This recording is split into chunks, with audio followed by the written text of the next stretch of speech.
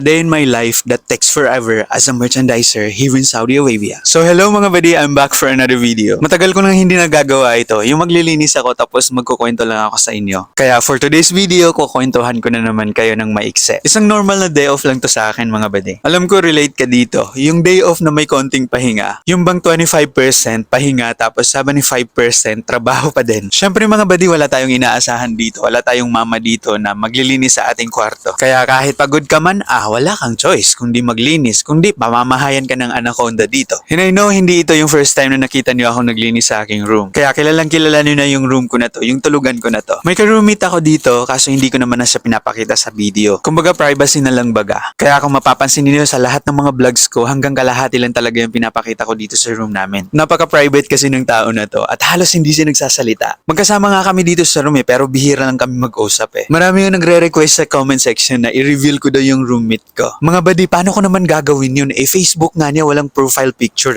Ang tanging nakakakita lang sa kanya yung mga kaibigan ko na minsan nag-overnight dito. But anyway, lipat tayo dito sa aking video. As you can see mga buddy, yung tulugan ko wala talaga akong gamit dito. Bukod sa wala naman talaga akong pambili, hindi talaga ako materialistic na tao. Sobrang napaka-practical ko, like ang bibilhin ko lang talaga yung kakailanganin ko. Then sa status ng pamumuhay ko dito sa Saudi Arabia, wala akong dapat na ipagyabang. Basta ang pinakamahalaga lang sa akin na meron akong maayos na matulugan at saka hindi ako nauubusan ng food. Maalala ko nga, meron pa nagsasabi sa comment section na ang pangit naman ng accommodation nyo dyan sa Saudi Arabia. Actually, pwede naman ako mag-leave out. Pwede naman ako tumira sa magandang room o di kaya magandang accommodation. Kaya lang, sobrang practical akong tao. At sa palagay ko, mas marami akong benefits pagka dito ako nakatira sa company accommodation. Libre kasi dito lahat Yung foam na hinihigaan ko na yan, yung unan na yan at saka yung comforter na yan. Bigayan lahat ng company, hindi ko na binayaran yan. Tapos unlimited kuryente pa, unlimited tubig, unlimited luto. Basta lahat ng yan cover ng company namin. At masasabi ko naman na comfortable yung accommodation namin. Di hamak na mas maganda naman ito kaysa sa boarding house na tinitirahan ko doon sa Pilipinas Tapos nagbabayad pa ako ng 2,500 a month. Wala pa doon yung tubig at saka kuryente. Tapos wala pang aircon. Samantalang dito, yung aircon namin 24/7 yung nakabukas. Tapos pag may nasira pa,